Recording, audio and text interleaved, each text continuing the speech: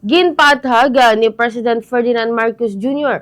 kung nga ang pila ka importante nga mga butang, lakip na ang pagtaas ng sweldo, ang anti-political dynasty bill, kagiban pa nga mga isyu sa pungsod ang wala na lakip siya sinaikalimang State of the Nation Address o konsona. Sa isa ka vlog nga ginpagwa sa opisyal nga Facebook sang Sabado kun kahapon nga adlaw, ginpayag sang presidente nga kinahanglan niya nga utdon ang mga topiko agud hindi mangin malawig ang iya sini nga special zona. Suno kay Marcos ang kamaturan nga wala niya ginmit lang ang nasambit nga mga isyu sa iya report sa pungsod wala nagakahulugan nga hindi ini importante. Ginako man sang presidente nga may ginhimo siya nga mapagbag-o siya sini nga speech agud mangin maathag, mangin direkta kag mahapos nga mahangpan sang publiko ang iya sini nga mensahe. Lakip sa mga isyu nga wala niya ginmit lang o kung ginlakip siya sini nga speech amo ang ginaduso nga hagna para sa general wage increase para sa mga mamumugon.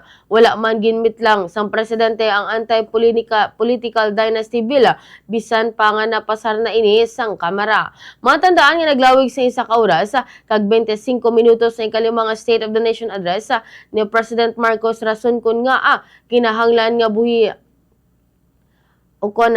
buhinan ang iya mas ni pila ka bahin sang iya nga mga pamulong-pulong para man sa konsiderasyon sang tion.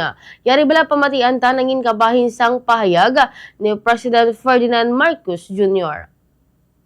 Ang hirap sabihin kung ilan yung draft kasi pinaghati-hati namin. So yung unang meeting namin ay tinignan namin yung unang 1/3 inayos namin, tapos susunod na meeting the next third hanggang sa huli, hanggang natapos namin, tapos titignan namin yung isang buo.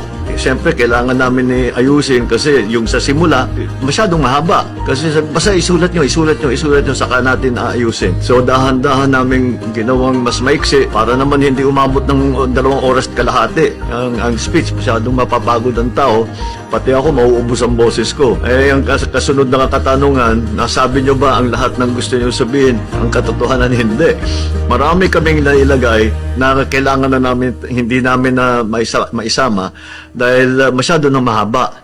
Kaya abangan na lang ninyo sa susunod na SONA.